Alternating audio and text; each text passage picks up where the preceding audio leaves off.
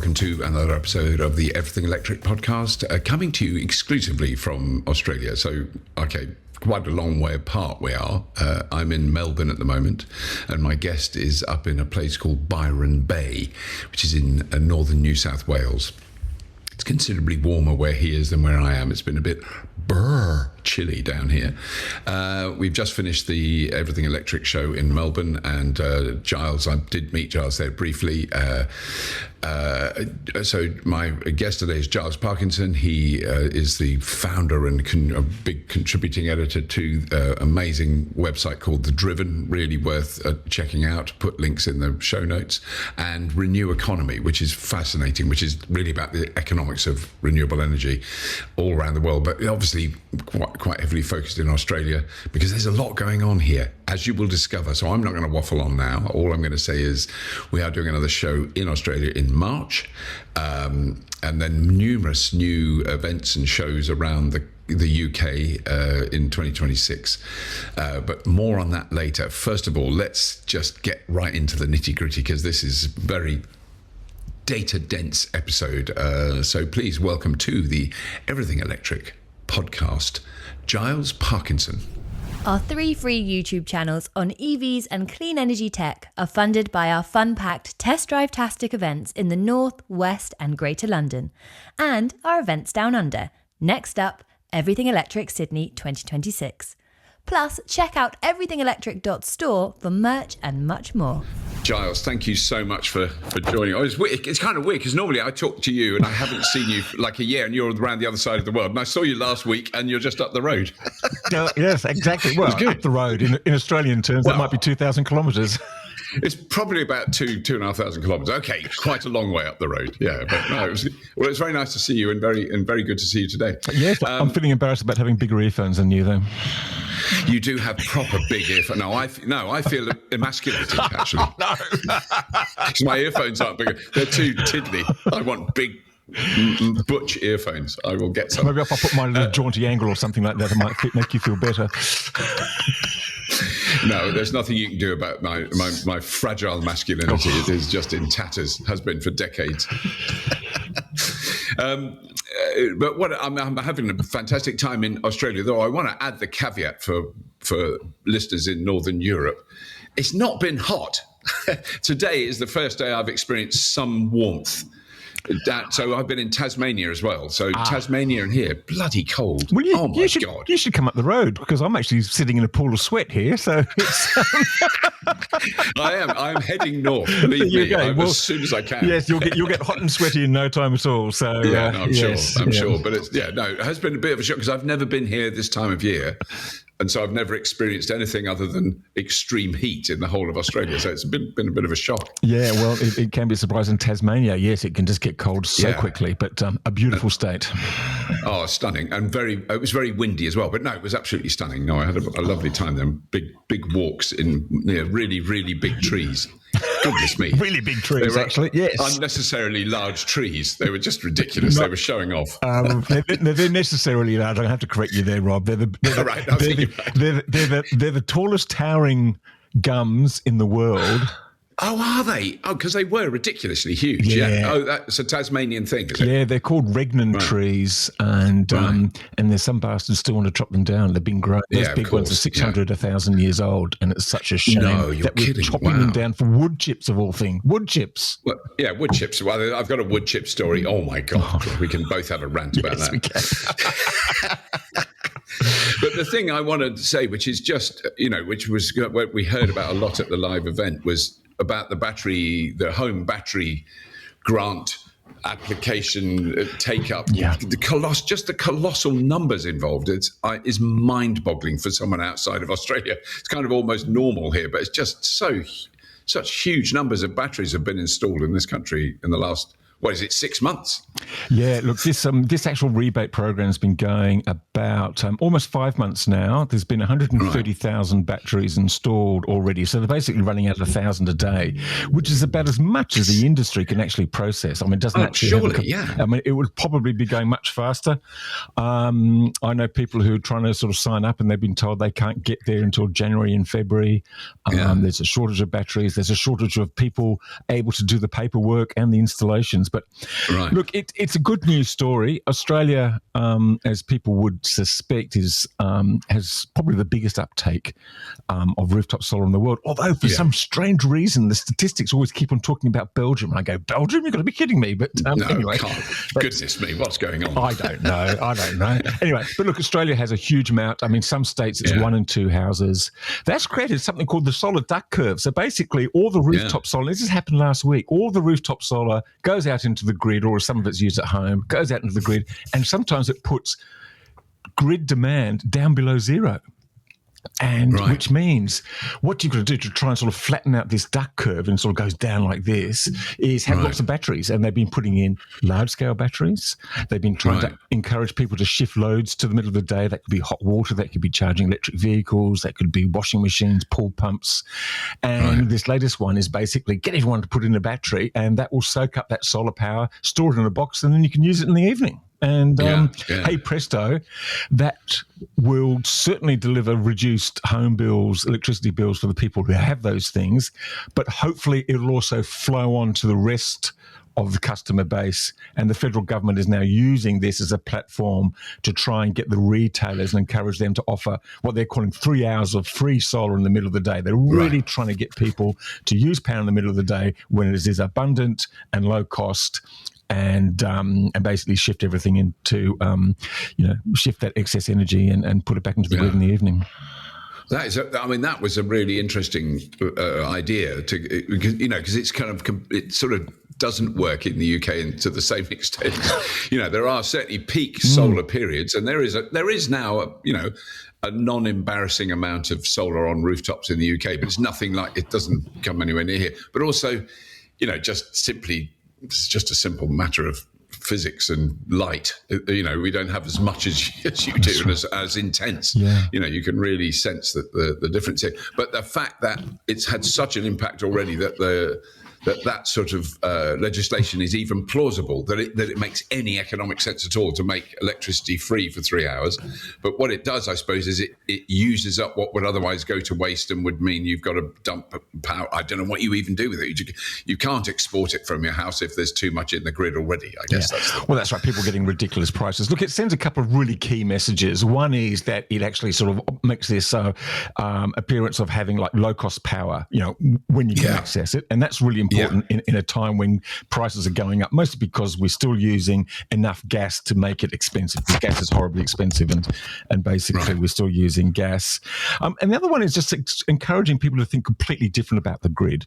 So if you just think about the old baseload paradigm, well, rooftop solar's come in and basically eaten the lunch of all the coal-fired power generators. Right. And then by storing it in the battery and putting it into the evening, now it's going to start eating the dinner of the coal-fired power stations. Yeah. And that's a good thing, because this is a way of finding a way to sort of move on from the fossil fuel. This old paradigm about, we must have fossil fuels, we must have base load. No, we just have a whole bunch of wind and solar, and we fill in the gaps with battery storage and other storage. Right. And if we need, at times, peaking gas capacity. And that's a great thing. Yeah. Well, I mean, also because the amount of kind of reports I've seen about South Australia being well over 100% renewably powered, i.e. they're exporting power to Victoria, presumably, to other states, certainly. Yeah, well, they've got a new link to New South Wales, which is partially complete. Right. So they're actually starting to export there in small amounts. They've got about 8 big batteries now, and they've got a whole bunch of household batteries. So last week they got to, I think it was Sunday, they got to 157% renewables, which means they generated 50% more than they needed, and they exported or stored the rest. And look, some of it may have been curtailed even because they still couldn't find a way to market. So it's just extraordinary. And South Australia, it averages 75% wind and solar over the year. That's average over the year. Yeah. Almost every day it reaches 100% renewables at some point in the day. Right. And it has a target of reaching an average 100% net renewables, meaning it's exporting and importing when needed, by 2027, just 2 years away. Right. Wow. But I mean, because I occasionally have to remind myself, and it's kind of a stupid thing to think about, but I guess let's go back 20 years. South Australia would have been 100% powered by coal and gas, I'm guessing. And maybe by 20 years ago, maybe a few wind turbines somewhere, but it would have been a tiny percentage, and some solar. But I mean, if you go back 40 years, it would have been 100%. So we have displaced, in that state, you've displaced fossil fuel use to a vast extent, without any legislation or anything. It's just happened. They just sort of said, look, we like wind and solar, come and build it here. They actually just sent out a positive message to, there's no state-based schemes, there was a federal-based scheme, and they said, whoo, come over here if you want to build a wind farm. And they just were open to it. So it's actually 16 years. 16 years ago, it was still 1% because there've been a few wind farms built about 20, 25 years ago. And so still 16 years ago, it was 1%, and now it's at 75%. So you often hear people saying, oh, well, you can't actually change a grid from sort of, fossil fuels to renewables in a short period of time. Yes, you can. Yeah. Yes, and we have. Yes. But I mean, the sort of the big picture storage thing is fascinating, because I mean, one of the things about the home batteries, and this is hearsay from someone who works in the national grid in the UK. I'm not hearsay. He told me this, but the difficulty they would have with it's, the struggle that all grids are going through that were built with centralized big power plants, big transmission systems, substations, power goes to city, town, village, whatever. And when that changes and the power's coming from the cities, the towns and the villages, and it's going all over the place, it makes their job harder. But one of the things he said years ago, this was, the more we can spread the load of things like batteries and chargers and all that stuff, the easier it is for us to manage without completely rebuilding the whole system. So that is, massively distributed storage. Yeah. Those hundreds of thousands of home batteries is by definition distributed, which is clearly advantageous as I can understand it. Yeah, that's exactly right. And if you go back to see what the local networks here, and Australia's got a very long and stringy network because all the people live on the coast, so it just goes basically sort of single line down the country, and there's a few people living inland. But it's a long stringy grid, and the network said, oh, this will be the death of us, we can't manage this two-way flows on such a network. And now they've gone, oh, well, yes, we can. And actually, the more we do it, the better, because it builds up resilience and things like that. Right. So they're all for it now, and they're trying to get their hands into the kitty, as it were, to host more and put more in there. So it's just just the whole change in thinking, at least amongst the energy industry and the engineers and the economists. It hasn't quite reached all our political people yet, but we're working on that. Yeah. But then I love this story about the disused gold mine in Queensland that's being used as a pump storage facility. It's such a bonkers story, but it's also one of those. Well, is it actually operating now? Because I'm always hesitant to talk about these things that could happen. I've done it a lot in the last 15 years. Well, the gold mine's it does sound like it's... Yeah, the gold mine's not operating. Otherwise, they'll all have to be wearing snorkels. And yes. Don't get sucked into that pipe. It could be bad for you. Yeah.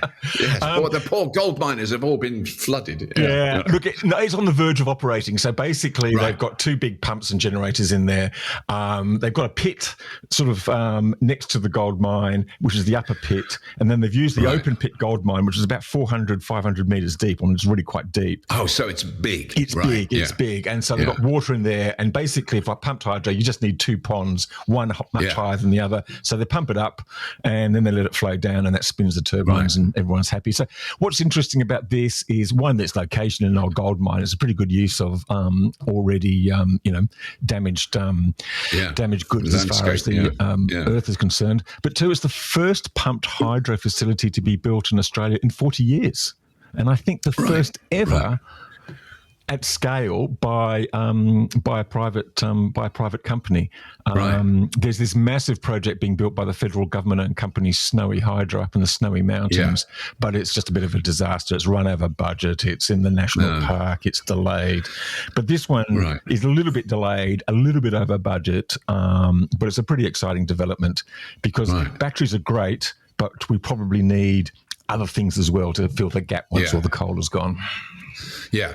Yeah. I mean, that's because I've been to we've actually made a show about, there's a place called Renewable in Wales, which is a big pump storage facility that they basically hollowed out a mountain in the 1970s and built it. So it's all inside a mountain. The whole thing is the most extraordinary kind of James Bond villain lair type massive facility. And that has a lake at the top of a mountain and a massive lake at the bottom. Okay. And it's next to an existing nuclear power plant that they use. They store the power that generates at night when nobody wants it. That was what it was originally built for. But I mean, what it's become useful for, which is what I'm sure this one will do, is if you've got a drop in supply and high demand, it turns on incredibly fast. I mean, it's within seconds, it's generating megawatts. It's really very, very quick response, which is what makes them popular, I guess. Yeah. There's some other ideas too. Over in Broken Hill, which is a famous mining town out west of New South Wales, there's a project being built there. It's compressed air. It's by a hydrogen a Canadian company called Hydrostore, and it's basically putting compressed air into a cavern in an underground zinc mine. And basically they store that in there and then they somehow release it and heat it and it spins the turbine and does that. And there's other ideas about gravity storage, which is basically the same idea as pumped hydro, but instead of water, you're using a big granite block or something heavy, and dropping down a coal mine shaft, which often is sort of quite straight and deep, and then sort of winding it back up and then letting it go down again to generate. And is that because there was talk of doing that in the UK, but is this in Australia? That's in Australia. Yeah. Look, I've got to say the jury's still out about whether that's economic and feasible, but these are ideas which are being pursued, and so I mean, I do remember the one. It was a lovely guy that was trying to do it. Gravitricity was the company in the UK. And that was we've got a lot of old coal mines, old coal mine shafts, and actually the way they're being used at the moment is for as heat pumps, so that you have they are slowly flooding and filling up, but they're really, really warm, so they're just running pipes down that do district heating. I mean, that's already happening, but the other one was the problem that they faced was there was this perfect coal mine that was really deep and really in a good position with a good grid, grid connection. But the ground around the top of the mine was not built to hold a 500 tons weight. It was, and the amount of reinforcement and building work they'd have to do around the kind of mouth of the mine, as it were, on the ground was just, it made it economically unviable in that location. But I mean, it depends obviously it depends what the ground's like, where your mine shaft is. Yeah. But those, I think what I love about the weird stuff that we're interested in is those essentially daft ideas have come about because the whole energy system has shifted. I mean, there might have been 40 years ago a new way of injecting coal dust into a burner to get more productivity out of it or something. But it was not like, I wouldn't have wanted to write a blog about it or go and make a video about it. Whereas these mad things, I mean, I think most of them will fail. But the fact that people are trying them, I think and one or two of them will catch on. Yeah. Well, pump storage being a good example. I mean, that's a very tried and tested method of storing and generating electricity. I mean, that's been around for decades. I mean, it was basically built to support the coal-fired power stations and the nuclear power stations built in the 60s and 70s. It's not something that's suddenly been invented just to help out renewables. It was there to support baseload because, so there you go. Yeah. But then, the other thing that I get too excited about is very, very large electric vehicles. And we're talking like multi-ton things. I've got to go there one day. But Pilbara, so I hear more. You know all about Pilbara. I just want to, because I do hear about it a lot, and it's just, which is, correct me if I'm right, is it an iron ore mine? Is that what they're digging up? Yeah, look, there's the Pilbara is the centre of Australia's iron ore industry. So you've got Fortescue, you've got BHP, you've got Rio Tinto, you've got Gina Rinehart, who's Australia's richest woman, all mining iron ore out there. And they're making, I mean, it's probably one of Australia's most valuable economic zones, the sheer scale of what they mine there with these massive trucks, and they put it all in the trains down to the Port Hedland and export it mostly to China and Japan and other places. And they make squillions and squillions of dollars. But one of them, Fortescue, which is owned by Andrew Forrest, who's become a bit of a green energy evangelist. Yeah. And he set this target of real zero by 2030. By 2030, that's just 5 years away. Yeah. And so real zero for his terrestrial operations means basically, at the moment, it's 1% renewables for everything, okay? 1%. Right. It's probably the most polluting part of Australia. And he's saying, no, in my mines, he's got about four or five really big mines. He wants to go to 100% renewable for the power and everything electric. For transport, for the all the machinery, the excavators, the bulldozers, and these massive 274-ton trucks, which have these 18 megawatt-hour batteries. I mean, the batteries weigh 44 tons just by themselves. Are they 18? They're 18 megawatt-hour batteries. Is that what they Yeah, that's right. Yeah, and I think because they brought out the old Williams, not the racing team, but the sort of the research organisation behind the old Williams racing team, and they've been developing these fast chargers, which 6 megawatt chargers I think they were working on at one stage. Wow. So just sort of thumping this, the amount of power into these batteries. And they're still playing around with how all this looks and how it works and when they charge and where you put the charging stations. Do they do it when they're loading or unloading or things like that? But they're rolling out the first ones now. And these are just massive machines. I mean, God, they're it's extraordinary. And it's just really fascinating to see his ambition to arrive at real zero by 2030 and compare it to his peers, BHP and Rio Tinto, who like to make nice noises about emissions and things like that, but going, oh, no, the technology's not quite ready. We've got to go too slow. Or you get someone like Gina Reinhardt who says, well, climate change is a hoax and burning coal is good and things like that. So, they're all grouped together in the same place and they've all got completely different views on it. It's like a little microcosm, but it's actually really important. And if he can get to real zero or even get close to it by 2030, that I think is going to be a bit of a game changer for the discussion about what's possible and what's not. I mean, it's also, that stuff is also, it's going to be the economics as well that will start to shift the argument even for the Reinhardts of the world, is that, if you can produce effectively, which is what he will do, I'm assuming, produce your own fuel, which is, you'll have a massive solar farm and batteries. That's what you use to charge your vehicles. Because at the moment, you've got to ship that diesel in. They're not like in a suburb where there's a diesel filling station on the corner that's already there.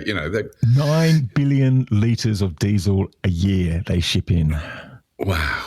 You can imagine that. So and that's by train, then, presumably, but on big train, trains, truck, I suppose, and whatever. Just people with buckets. People with buckets. It's just a bucket chain from the coast. It's only a couple of 100 kilometres. It'll get there. 9 billion litres. Yeah. I mean, it just is insane. So he's going, I think we can save money on this or something like that. Yeah. So obviously the investment. Hang on. 9 billion. I'm going to correct myself. It's 900 million. I got excited. 900. Almost a billion litres, but that's just Fortescue itself. So with all those ones, it'll be several billions. Yeah, that's just one of them. So it'll be several billion. Sorry, I must correct myself there. No, well done. I just want to point out to the ladies and gentlemen listening and watching, that's called journalism. Absolutely. It's not what I do. I'd say 900 billion and just wait for the official and apology. never check it. That's right. It's very good to have a real journalist, Giles. It does help. Well, I try. But that is quite an ambition to do that. In 5 years. I mean, because it's an easy thing to say, but I mean, it's a colossal undertaking because he'll have a lot of trucks. Basically, there's a lot of diggers, a lot of bulldozers, a lot of earth moving equipment. Well, there's 400 of these 274-ton trucks. Wow. Yeah. Wow. And they've already done the excavators and they're already doing some of the lighter vehicles. And they're starting to roll out some of the other technology in there. They've built 2 solar farms, building another one, got plans for a really, really big one, got plans for a really big wind farm. They've bought out this Spanish company with these sort of... It's bizarre. It's got these, like cranes in buildings. You see, they sort of lift themselves up to the top of the building, and this is the idea of actually having this using the same technology to lift turbines up further. So you don't need a massive crane to lift it. It kind of lifts itself. It lifts itself, and that means it gets to. You need less concrete, you need less steel, and you get up higher to where the wind resource is better. It's more and constant, because you're in the middle of nowhere, like a couple of 100 kilometres from the nearest home, apart from the mining camps, then you, in principle, not bothering. Yeah. I've got to do a quick anecdote of how a British ignorant person dealt with his first night sleeping out in the desert, which was on my first visit with 2 amazing friends, one of whom I'm seeing this evening, actually. But and I was sort of lying down on what's it called, the bed that you roll out, the gunny, whatever that was. It was amazing. In the middle, this was about 250 kilometers out of Alice Springs, so it was proper desert. It was weird, and I'd never been anywhere like it before. It's called a swag in Australia. A swag. I was lying in my swag. You don't say that often in England. No, I was lying in my swag, but I was terrified because I've never seen that many stars. I didn't know there were that many stars. You know, that talk about no light pollution. But I did say, what if a mad axeman walks past? And they just looked at me like, you sad. They said, the nearest mad axeman is probably 150 to 200 kilometers away. There's no one living. Yes. And, you know, within like 500 kilometers of where we are, you know, so don't worry about mad axemen. But, you know, there's a whole other lot of stories about not knocking my boots out in the morning in case there was a scorpion in it or whatever. But yeah, it was an adventure that was very memorable. Anyway, but there's quite the thing. I think the point I was trying to make very badly is there's quite a lot of Australia with not a lot of people in it that would complain about wind turbines. Yes, but in those places, never underestimate the ability of a person to complain about wind turbines. We're constantly getting reports in New South Wales. If you have 50 opponents to a wind turbine application, it's got to go to this independent panel, and almost every time, 90% of them come from more than 100 kilometres away. Right, where they can't possibly see them or have any. Well, no, but that doesn't stop them complaining about the views. Yeah. Just in case one day they might drive past.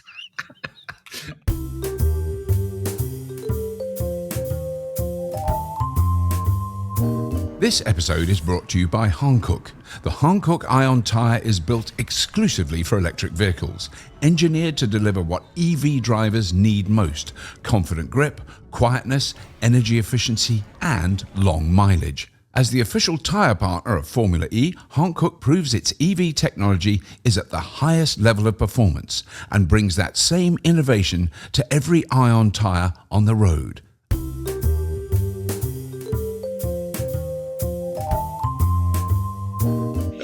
I'm just going through my list of favourite Australian topics. Pickup trucks, utes. So I've really noticed this. I mean, that has happened since. It just seems to have happened this year, the BYD Shark, which I'd seen. I think we had one at the show in Sydney, so I'd seen them and I knew they existed. I'd never seen one out in the wild. Everywhere I look, I look down a side street and there's two parked there. There's one just gone past me. I mean, they must have shifted some sharks. They've shifted some sharks. Yes, several thousand of them, actually. Right. This is the big untapped market in Australia and will really be the tipping point for the EV market in Australia. So, we've kind of got to 10% and we got slightly over it and we've fallen back behind, and there's lots of different reasons for that, which we could possibly go into. But the big part of the new car market in Australia is everyone seems to want to drive a ute. I don't quite understand why. Yeah. But everyone says they do. Or people like to go camping. 2, you can pretend they're your trade vehicles, so you can get a tax deduction of them, a lease and stuff like that. And people just seem to like them. So, but there's not much out there in full electric utes. There's a couple of Chinese models. There's a new one coming in called the Musso, which is done by, I think, GAC. Yeah. There's been another one which didn't go down well because it just wasn't strong enough for Australia. And the Shark is a plug-in hybrid. Yeah, but it's got a fairly decent battery and a sort of not embarrassing electric range. Yeah, look, it does 100 kilometres, I think, fully electric, or maybe a bit less if it's loaded up. But that's still not bad. I mean, that's most people's daily travels. So that's good. And look, and it's proved really popular. I know someone who's just recently driven one around Australia as much as he could, fully electric. So they're going down. Look, and Australians, they have been, unfortunately, because of the media here, they have been taught to like hybrids and to fear battery electrics because of, range anxiety, which is more charger anxiety. Will I get to this next town, and will the charger work when I get there?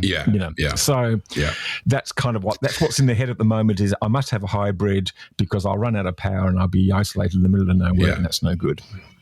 I mean, the topic I wanted to bring up there was I just can't quite believe they'll do it, but that Toyota are talking about introducing a fully electric Hilux, because that was certainly one of the things I noticed, particularly in Queensland. I mean, utes are popular, but the most popular seems to be the Hilux. That's the most common one you see around the streets or out in the bush or whatever. Yeah.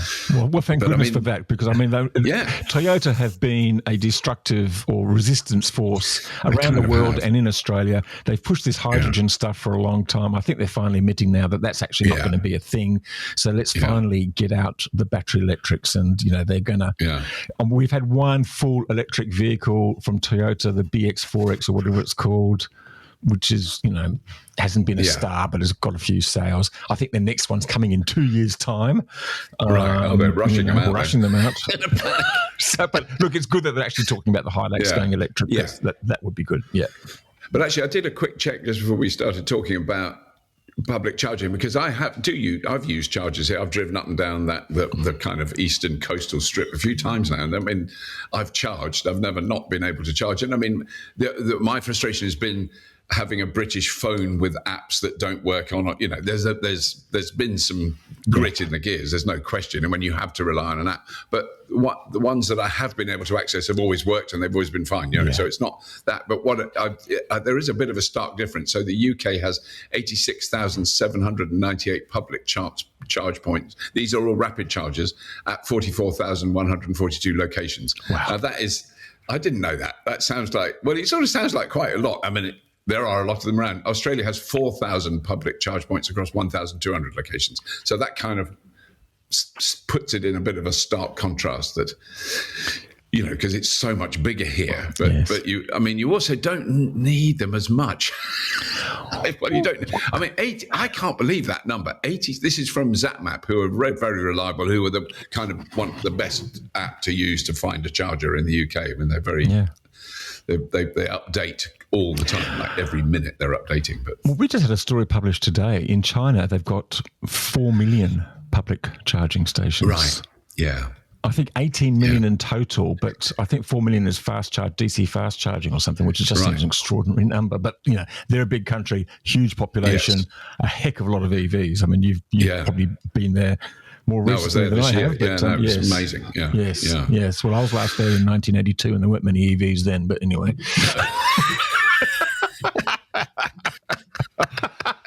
But no, so I've just come back from Tasmania. I just stayed with a mate in Tasmania, which was lovely, very beautiful. But I just saw the story about the eco ferry, and you just go, what? Well, also because I was in Tasmania early this year with the giant electric ferry that's been built for South America, which is just like breathtaking, pushing the boundaries of technology. It does work. It's doing sea trials now. It goes along. It can carry, I don't know what it is, 2,500 passengers, 1,000 cars or something, 800 cars. It's a big, it's not a little practice boat. It's huge. It's a ship. Yes. But what's this bloody ferry with? It's using wood chip. I don't even know how to talk about it. I don't even know where do you start? I don't. Where to start? Well, it's Tasmania for a start. So Tasmania is a bit of a sort of left-hand and right-hand thing. They recently there's a very well-known ferry that goes from Melbourne to Tasmania. I can't remember what it's called now, but it's and they upgraded it and they ordered a much bigger ferry, but someone forgot to increase the size of the dock, so it can't actually go there because. It's too big. No, that's not enough. Oh, you're kidding. Yeah, seriously. But they spent that much money making the boat, building the ship, presumably. That's not they got it built in Scandinavia, and just before it left, they said, "Where's it going to dock?" And going, "Oh, I hadn't thought about that one." Anyway, so look, as you say, Incat, which is a Tasmanian company on the Derwent River, is making these fantastic electric ferries. They've made a couple. Now they're making the world's biggest. And there's this lovely. We've actually been on this boat to Maria Island, which is just. So this is the ferry we're talking about. Yeah, absolutely. A small little ferry, nice little ferry, lovely company. But for some reason, they've looked at this and gone, "Oh no, electric propulsion doesn't work. We're going to go with replacing our fuel with a methanol fuel." And the problem with this methanol is that it's going to come from a new plant, which is only going to be built in the next couple of years. But this plant, this is kind of, this whole thing about biomass, and I struggle with biomass and stuff like that. Oh God, it's hard to love. and this one in particular, it's they're proposing using wood waste, which in Tasmania essentially means wood chips from native forests. So those huge trees that you saw, biggest in the world of their type, which are being chopped down despite many protests. chopped up for wood chips, and then fed into a stove to power a ferry. It's just ridiculous. Oh, God. It's just heartbreaking. Because, I mean, if you chop down a tree and you build a house with it or furniture or something, you could at least, you've got a vague excuse that it's being used for a long time. But to chip it and burn it, it's just like, I mean, that's what's happening in the UK.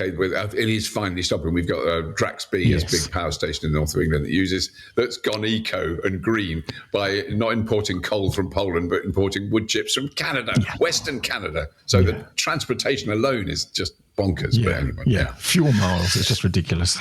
Yeah.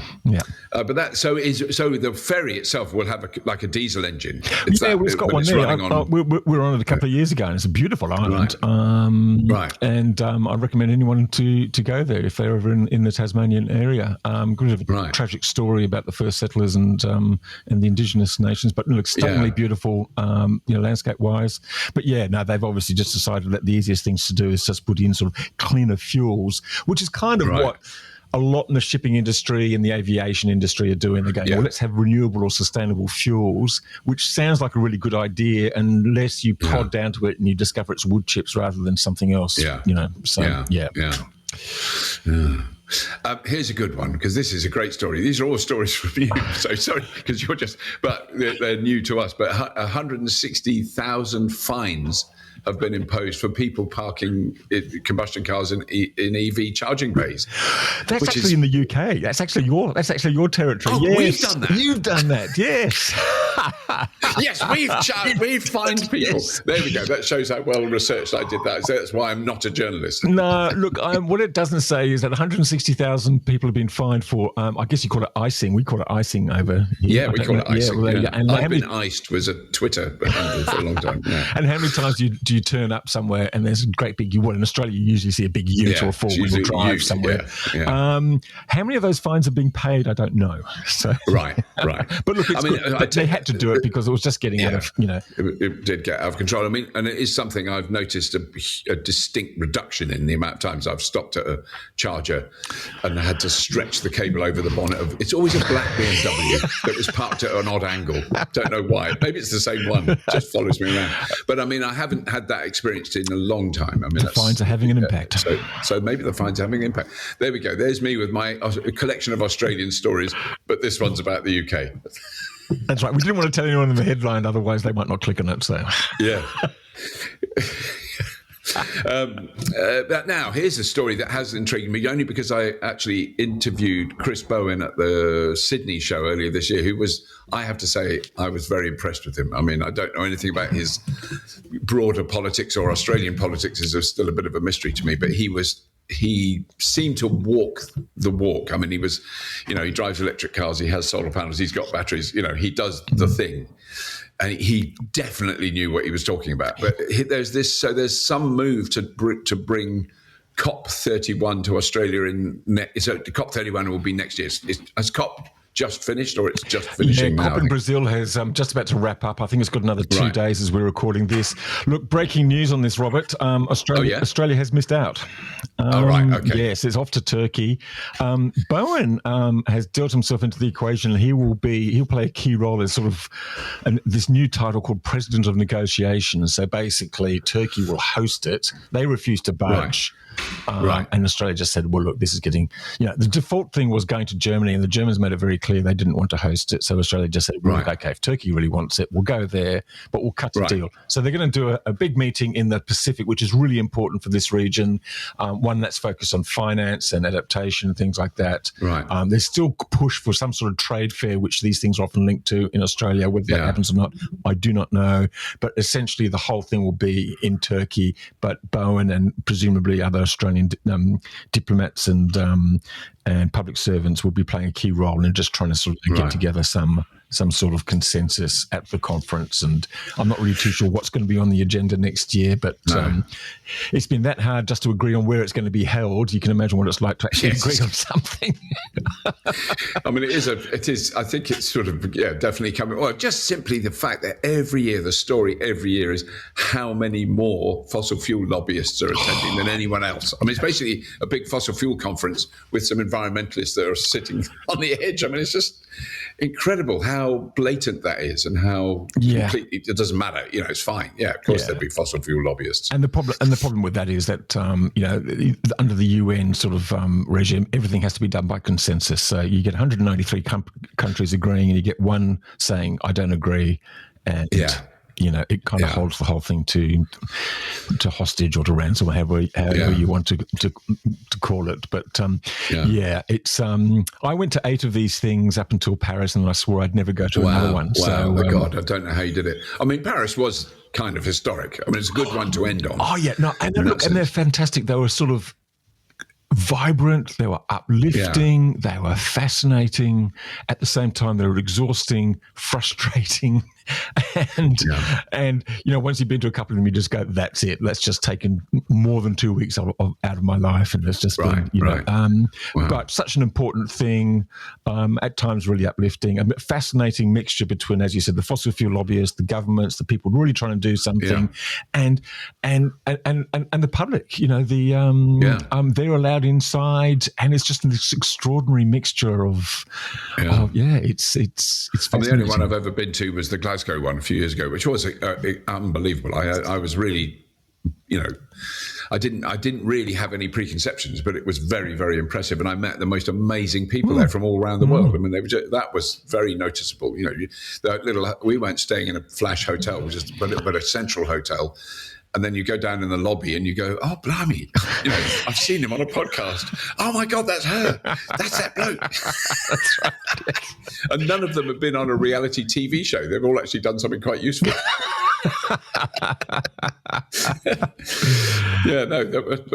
That was great. Amazing, because I was going to mention Paris because, I sort of shrugged and given. I remember a lot of people I knew went to Copenhagen, which was meant to be the big thing, and it was an absolute flop. It was an absolute disaster, and everyone came back really depressed and miserable. And yes, no, I was in Copenhagen. Were you right? Yes, and that was fascinating too.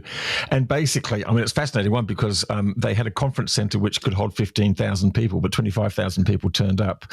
So every morning, and it was Copenhagen, and it was late November, and every morning it was freezing. There was snow and ice on the ground, and there'd be these queues snaking out of the convention centre. First thing in the morning as people walked in, and you walked down that queue, and you saw the head of such and such investment bank. You saw the head of some department. You saw the head of this company. You saw all of this, and then there was all these Moonies and other people just trying to sort of hand them out sort of croissants and other things. It was fascinating, but just a complete melting point. Yeah, the melting pot. It was it was. We've got to talk about this fella from Queensland, because every now and then, there was a wonderful politician. I can't remember his name now. Bjorky Peterson.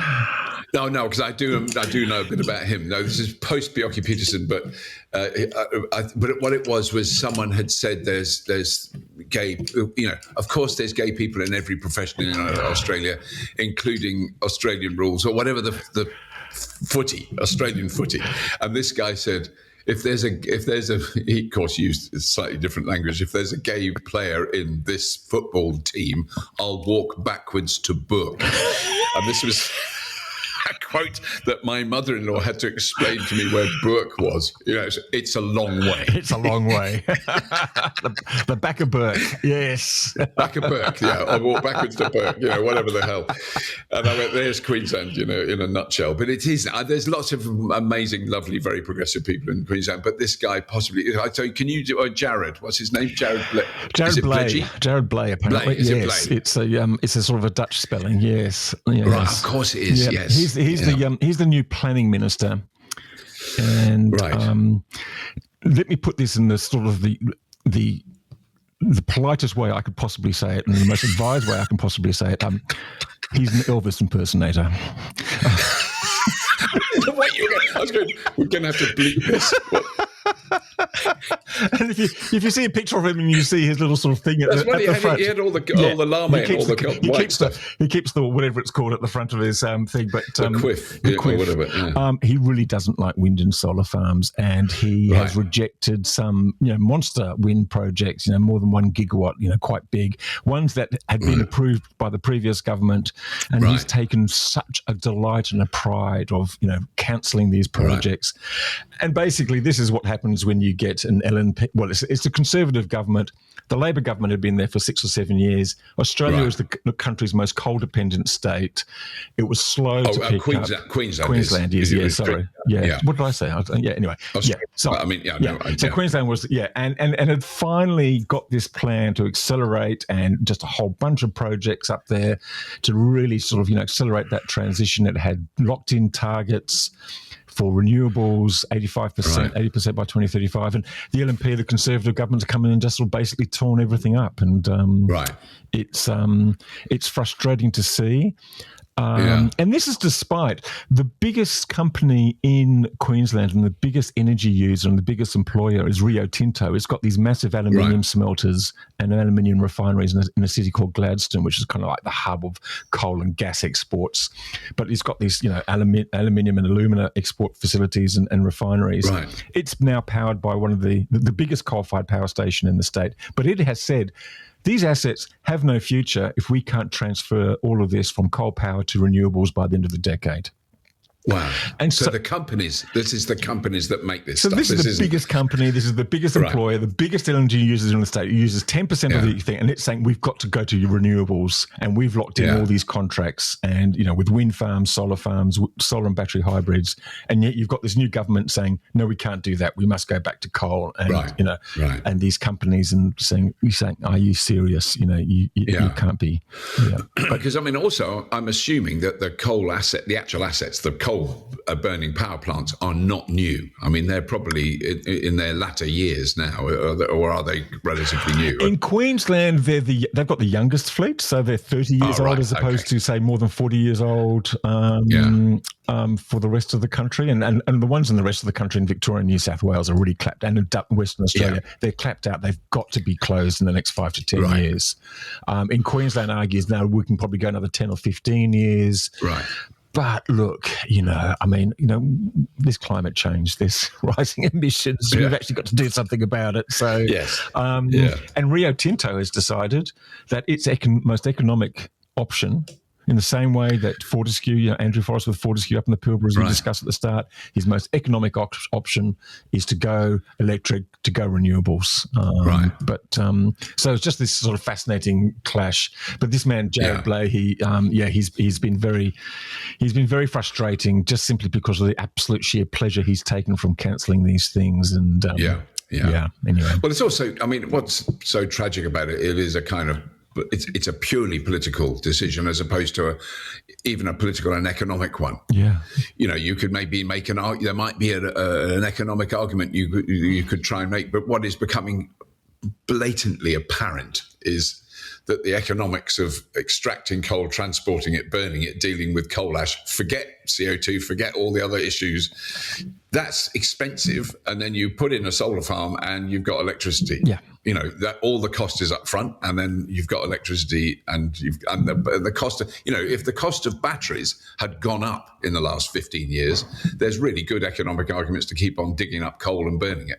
But the cost of batteries has dropped through the floor. It's just, they've become they are an economic viable system. To have solar, wind and batteries is now economically viable, and increasingly so. So you can stand up and rant all you like about, the beautiful, beautiful clean coal, and you can hold it up in Parliament. As they do. As they do. But, I don't know, there's got to be a sporting analogy. You're batting at a soggy wicket. That's as good as I can get. That shows you the depth of my sport, understanding of sport. That man standing on a soggy wicket. Anyway, it's very depressing. It's kind of funny because he's a kind of weird character and but it isn't funny. No, it's not funny. No. We're talking about billions of dollars of investment that may not happen now, and we're talking about a transition that won't happen, and we're talking about probably higher prices because of it, and possibly less reliable supply because one of the, a couple of their generators. I mean, they're supposed to be one of the youngest fleets, but two of them just exploded literally. Yeah, they break down. They break down, and quite spectacularly. I mean, they just go boom. I mean, they've had problems. They spent hundreds of millions repairing them, and then they went boom again. It's look, it's nuts, and it's just frustrating. Let's just quickly, I mean, we're running out of time, but just quickly about electric vehicle sales. I mean, it's one thing we could see in our little microcosm of the event in Melbourne was an enormous amount of interest from the general public, particularly on the Sunday. It was a really fascinating change in sort of audience makeup. But, big interest in electric vehicles. Everyone who came there knew that's what was there. They came along to test drive them, and the Tesla, FSD test drives were extraordinary, and they actually ended up doing more than they expected, and their target was fairly high. But that it was but on the whole, though, sales have dropped or have plateaued, have they? They've kind of been going up and down, and there's a couple of reasons for that. One is the poor performance of Tesla. So Tesla basically historically was the first one to the market and dominated the market like it only happened basically in the United States. So Australia's got no manufacturing industry anymore. So Tesla accounted for about 60% of sales. Right. Now it's fallen, and Tesla's, I suppose at best you could say they've been static. They've been falling. One, they haven't really introduced any new models. We don't have the Cybertruck here. They've had the refresh of the 3 and the Y, but they haven't grown sales. I think there's been a bit of a pushback to Elon Musk's politicking, as you've seen in the UK and Germany. On the other hand, there's no other market in the world, Western market in the world, that has as many offerings from the Chinese manufacturers. So if you think about Europe and particularly North America, Chinese car makers are blocked by tariffs and things like that, not in Australia. So we're getting an extraordinary number of Chinese brands, some of which you've never heard of, and some of which would sound like they made up the names yesterday over lunch. And they're actually really quite interesting. And look, it's hard for these brands who you've never heard of before to come in and get a stake in the market, but people are warming to them. And that's where the growth in the market is coming. It's coming from these new players. So it's the BYDs of the world. It's the Geelys, XPeng, all those. Zeekr. They're probably the leading ones. But also, you're starting now to see, and because we've got these new vehicle emission standards, you're now starting to see the legacy players like Toyota, but probably more interestingly, Nissan and Hyundai and Kia rolling out more electric vehicles. VW is actually starting to do quite well in Australia. Was very slow to come here, but is now doing better. So we've gone from having just Teslas and Nissan Leafs and to about 20 vehicles to now well over 100 and probably heading towards 150. Just the sheer number of options, different models, and lower price ones too. So we're now starting to see our first cars down around $25,000 or even less. Which is incredible. Well, that's right. I mean, that was one of the things where Jack and I walked around the show, when it was just, I think it had just opened on the Friday, and it was just filling up, and he had all the prices of the cars on display in Australia, but he also had looked up many of them aren't available in the UK, but all the ones that are, at least $10,000 to $15,000 more equivalent than they are here. They're much more expensive for the same car, right-hand drive. Yes. Just like, why is that one so much cheaper here? It's not. So you're definitely blessed in that way that you've got these incredible vehicles available. I mean, I think I've said it before many times, but I mean, I think the thing that is now accepted globally, but particularly in the automotive industry, is 15, 20 years ago, if you saw a Chinese-built car, it's the same story again and again. It's like 30 years before that, when you saw a Korean one, or 50 years when you saw a Japanese one, they were a bit, they're rubbish, they're not well made.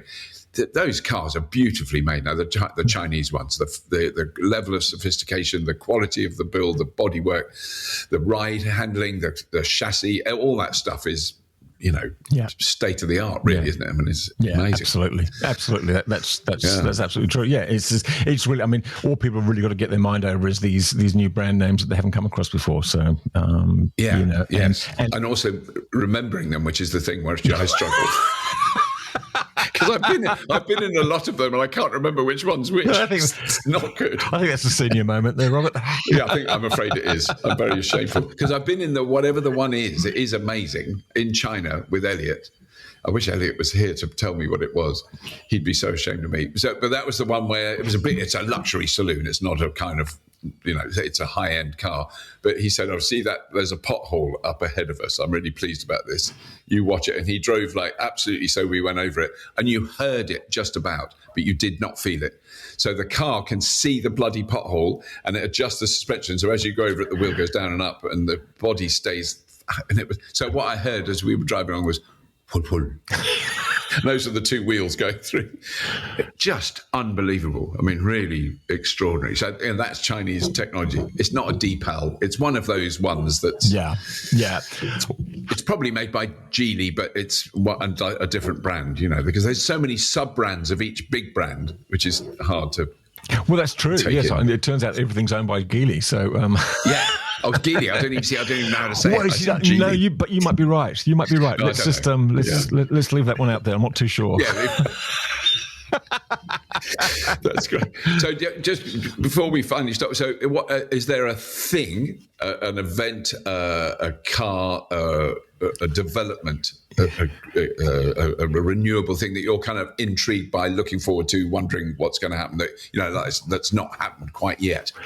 Yeah, look, there's probably two things. One's vehicle to grid, yes, and the arrival of that. Yeah. So there's a few people. We talked about home batteries at the start of this show. You're starting to see these batteries, these stackable batteries. And people aren't not putting small batteries into the house. They're putting these really big batteries in the house, and some of them have with EV chargers and bidirectional charging and things like that. So, we're starting to see the retailers trying to get their mind around, well, how do we price this thing? How much do we pay these people for exporting power back to the grid? Some of them are really innovative and offering a lot of money back. You can charge, you can get paid to charge in the middle of the day, and you can get paid to put the power back into the grid. This is from your car. This is from your car. Yeah. So how that works and how that works out. I mean, it's easy to do that on pilot basis and trials. How that works out when it's how mass spread out. Then that's a different sort of thing. So that's really exciting. Look, for me, I just think we're starting to see the emergence of what's called these solar battery hybrids, because those two technologies, their costs have come down and still coming down. We've got so much sun here. We're starting to see the first of these big batteries, these big solar farms with their own batteries behind the meter. And they're basically not necessarily sort of part of that duck curve in the middle of the day. They're just putting it in the box and then they're sending it back to the grid in the evening after dinner, and sometimes through the night. And this is really interesting for those big companies like Rio Tinto. Some of them, they might have factories and manufacturing shifts which go from the daytime and then the evening. These things are perfect for that. So I think we're going to see a big shift in that, and we've seen the first of these rolling out in the next year or so, but there's about 20 being built. So that's really interesting. And the other one is, we talked about South Australia, 157% renewables, 100% renewable target, net renewables by 2027. In Western Australia, which is a huge state where the Pilbara is at the top of the state, but it's got this isolated grid. It's not connected to any other grid. It's the biggest isolated grid in the world. Wow. And it's already reaching 89% renewables at times. So because that's something I don't mention that. Right, I'm really impressed. Yeah. Well, if you think about, you probably go back 10 years and you'd probably find, you struggle to find many people who say we could support more than 10 or 20% penetration of solar. Oh God, always. It's always 10 or 20%. And you can still find that, But this is here. Here's the biggest isolated grid in the world, 89% renewables at times. It's average over the years, just over 40, but it's going to change pretty soon because its last coal-fired power stations are going to retire in the next few years. So it's building these really big batteries, and it's now a lot of it's been rooftop solar. It's going to roll out out much more. It's just fascinating to see what they can do in an isolated grid. We've written stories about these big mines, not the big iron ore mines like a gold mine, which is not connected to the grid in any way, and it's being putting in. They might put in 4 turbines, about 20 megawatts of solar, and they're running at an average of 90% renewables. Wow. Off grid with a battery, the used diesel is back up, every now and again. They're running 4 or 5 days at a time with no fossil fuels. Right. And look, if you can do it with a small grid like that, you can do it with a bigger grid. A few more contingencies to manage, of course, but the principle's the same. Yeah. That's a very optimistic, positive note to end on. Yes, let's do it. Let's not end on a really sad. No, that's fantastic, Giles. Thank you so much. It's been, as always, an absolute pleasure talking to you, and it's really interesting to learn all the things that are going on here. So it's been great. I've even learnt some things about that going on in the UK. Well, there you go. That's right. That's where you can find a parking spot at the charging station now. So, yes, exactly. Yeah. Well, I look forward to you driving up the road and popping in for a cup of tea or something. So. Absolutely. We'll definitely do that. All right. Okay. Take care. Bye. Bye-bye.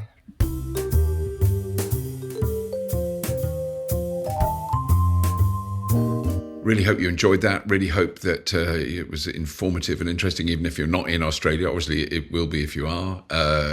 And please do tell your friends and neighbours and relatives about the Everything Electric podcast, and also do subscribe if you have done so already. It doesn't cost you anything. Helps us. Makes the podcast more readily available to more people. Always a good thing. Never a bad thing. That's it. As always, if you have been, thank you for watching.